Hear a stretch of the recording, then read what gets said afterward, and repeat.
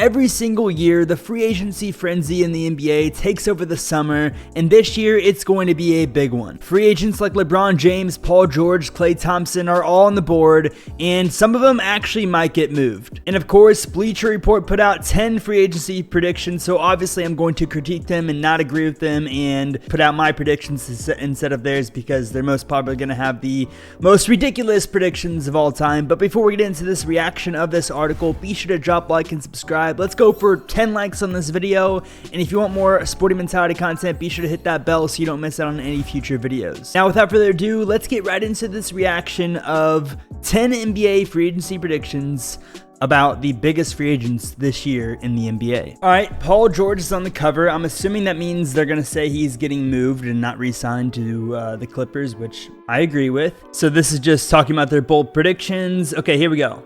Klay Thompson will return to the Warriors. This is number one, and this is one that I don't really agree with. I think it's time to move on from Klay Thompson. I know it's, nice to have the group together, Draymond, Curry, Thompson, but if we're being honest with each other, age is not on their side. And Klay Thompson has had so many injuries. It's not his fault, but that's what causes the inconsistency in his game. One game he'll drop 35, the next game he'll go 1 for 13 and have, 9 points. So Klay Thompson, I believe he needs to get moved. Where will he get moved? I think Orlando is a good spot. That's been in the rumors recently a lot. Orlando has Paolo Banchero, who would take off, a bunch of the scoring responsibilities of Klay Thompson, not put as much pressure on him. And just in general, the Warriors fan base has put so much unnecessary pressure on Klay Thompson to be the star that he was when he was 27. He's like 33 now, 32. So he doesn't need that outside pressure, outside noise. Going to Orlando, a small market team with young stars like Paolo Banchero and Franz Wagner, that would be a phenomenal fit. And honestly, they could probably make a run if he stayed healthy. Just like they made the playoffs this year. If they add Klay Thompson and Klay Thompson plays even 80% up to his old self, that would be a low-key a dangerous young team, and honestly some good veteran presence on a team like that with Paolo Banchero being like 24. It would be a good fit. Moving on. Oh wow, they do have Paul George being a Sixer. That is crazy. They don't even question it. They say Paul George will be a Sixer. Bold statement right there. I agree. I don't think Paul George... Well, I agree that Paul George is going to leave. I don't agree that he's going to be a Sixer. I think it's on the realm of possibilities. I think Paul George will absolutely leave the Clippers because it just hasn't worked. Paul George has stayed healthy this year. He had 70 fresh games. Kawhi was hurt. James Harden was inconsistent. Like Russell Westbrook was all right off the bench, but he's getting older now. Paul George needs to go to a team where the rest of the team compliments him when he's playing good. Because whenever he's playing good on the Clippers, it seems like he's the only good player on the team or the only healthy player on the team. And if he's going to have another healthy year, he can make a massive impact on a young team like the Knicks. Going back to Indiana, my team, I'm biased, I know, small market team, but I think if he has that want to move back to Indianapolis, I think Indiana could be a great fit, especially with Indiana not wanting. We're probably not going to re-sign Pascal because he hasn't been like the best fit. Paul George would be a good replacement for Pascal. I think he would fit way better with him because we're more of a transition team, a three-point team. We're not really a post-up team where we slow the game down and try to get a bucket like that. Pascal loves doing that. We're not really a slow team. We're a transition team. We're a fast team. We're a three-pointing shooting team. And Paul George would add some necessary defensive veteran presence and some good leadership. So I think Paul George going back to the Pacers makes a lot of sense. If he doesn't go back to the Pacers, which he probably won't, I would say the Knicks and potentially the Sixers, but it really just depends what the Sixers do with their roster, honestly, what they do with their roster. But I think the Knicks honestly might be number one because I don't think they're going to get Kevin Durant. I don't think they need Kevin Durant. And I think having Paul George on that team to add some more depth and leadership, hell yeah. I think him and Brunson would be a dangerous duo. Patrick Williams to the Toronto Raptors. Okay, I don't really care about the team, honestly, where he goes. I think there's a lot of fits for... I think most teams in the NBA could use a guy like Patrick Williams, especially that potential. But I mean, KOT4Q has been so high on Patrick Williams for like 4 years now, and it seems like we've hardly been able to see him like live up to his potential at all because he's always been injured. This year, I think he only played like 40 games, but he has so much potential. He's athletic. He's a great defender. He's been averaging like 10 points a game, I believe. Basketball Reference here, 10 points a game, 4 rebounds, 2 assists. But look at this year. 43 games, 30 games started. Last year, he played, 82 games, but that was only his third year in the league. He averaged 10 points, pretty much the same as this year. If he can stay healthy for like 2 seasons, I think he can develop into a solid power forward. I could see him taking on a role like Aaron Gordon on like a championship team. I think that would be pretty cool, being like a 4th option. I think absolutely Patrick Williams has that ability to do that as long as he can take care of his body. But as far as where he goes, like I said, I think he can go to a lot of places. Toronto Raptors, sure, get your bag, get your money if you want. If you want to go to the Raptors, I don't think the Raptors are going to do anything anytime soon. But if you want money, yeah, go to the Raptors. Number 4, Malik Monk, who had a phenomenal year, by the way. I'm pretty sure he was up for most improved. Gets very close to $100 million. Yeah, I agree. I think the Kings are absolutely going to re-sign Malik Monk. It seems like he found his spot. He bounced around the league for a little bit. He was on the Lakers for a little bit there. Then he went to the Bucks. Now he's on the Kings, finally thriving in that 6th-man role. And the Kings looked dangerous. And like it says here, he's 26 in his prime. Pretty much everyone on the Kings are in their prime. Domantas Sabonis is like 27, 26. De'Aaron Fox is like 25. Harrison Barnes is a little bit older. I think he'll be gone this offseason. But Malik Monk is right there with Sabonis and Fox. That trio right there seems pretty dangerous if you ask me. Absolutely, I think Monk will stay with the Kings.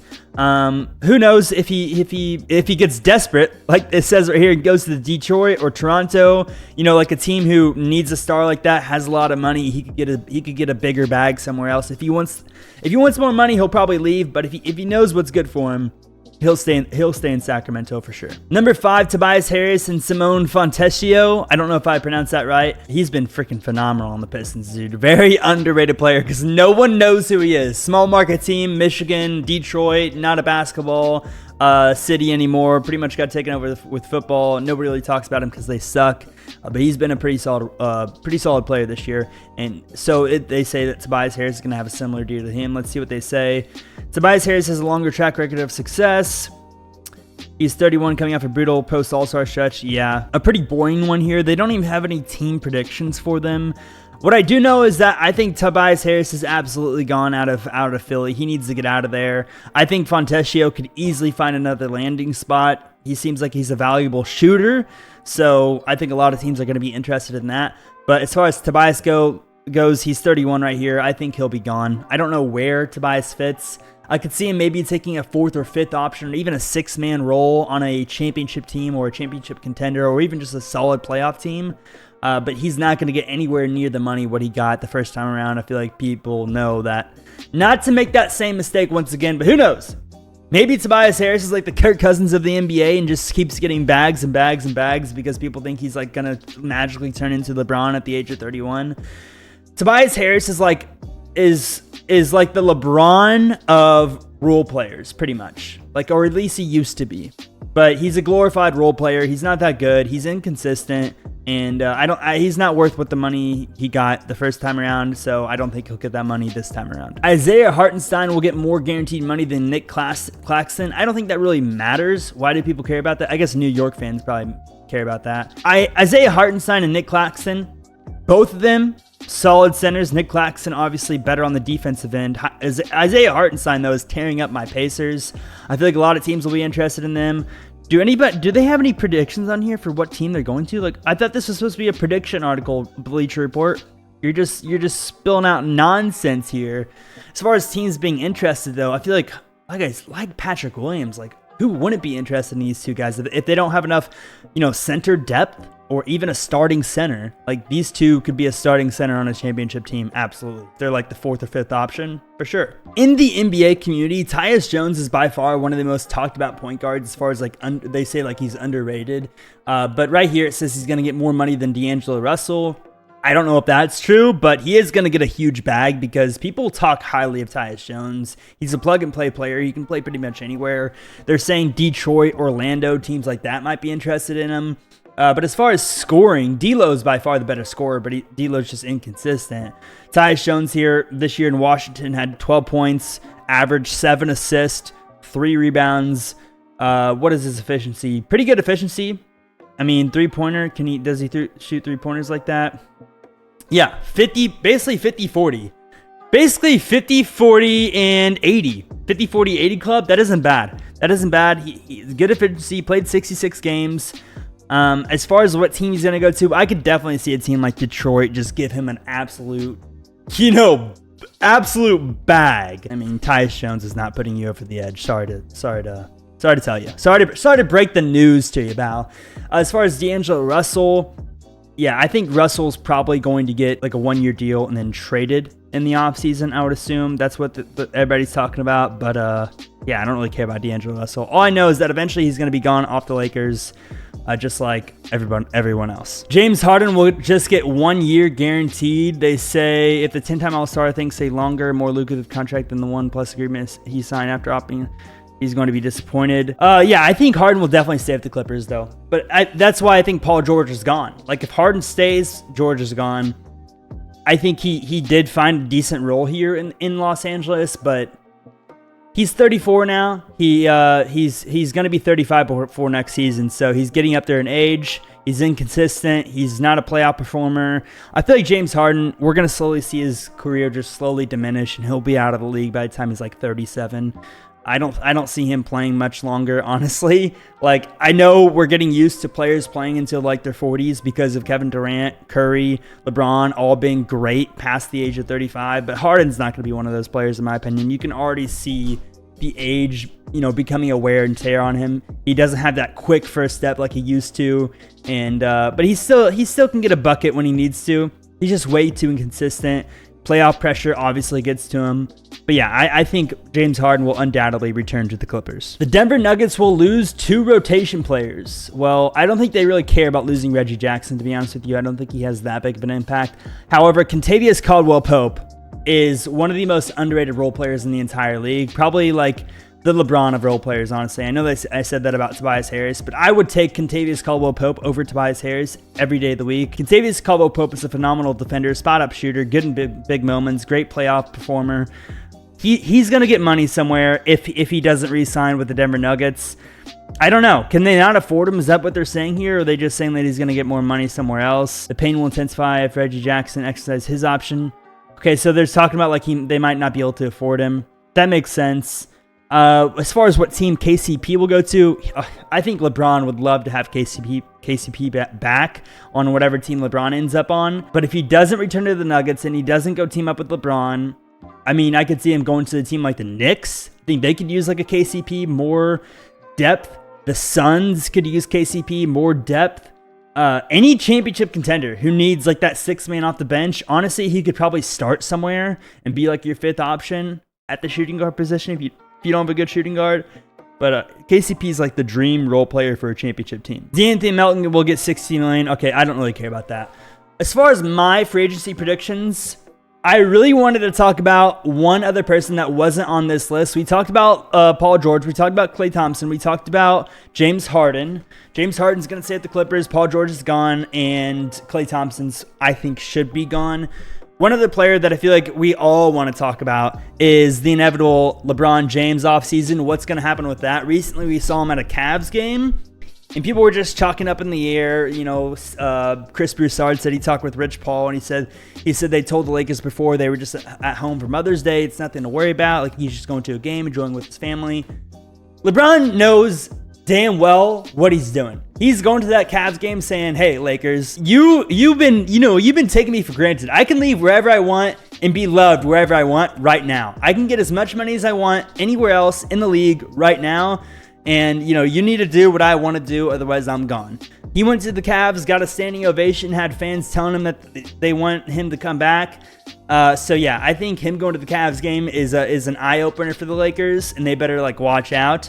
Even if Rich Paul said he told the Lakers whatever, I don't think that matters that much. I think that's a PR move, obviously. But yeah, I think LeBron James could end up back in Cleveland. I'd say number 1 is the Lakers, obviously. Number 2 is Cleveland. And then a number 3 option, probably the Knicks, maybe the Sixers. The East is much weaker, would be a much easier road to get to the finals. And I mean, the West just is going to have so many juggernauts. I think LeBron needs to go to the East. The Timberwolves, the Nuggets, even the Suns, if they get their shit together, like the West is going to be hard next year, and the East is going to be a breeze, especially for someone like LeBron. So I really want him to go back to the East, maybe even come to my Pacers. No, I'm just kidding. But yeah, I think if LeBron went to the East, he'd have a much better chance of getting that 5th ring. That's the person I wanted to add on to this conversation. I appreciate you guys watching this video. Let me know about your free agency predictions and what you thought about this Bleacher Report article.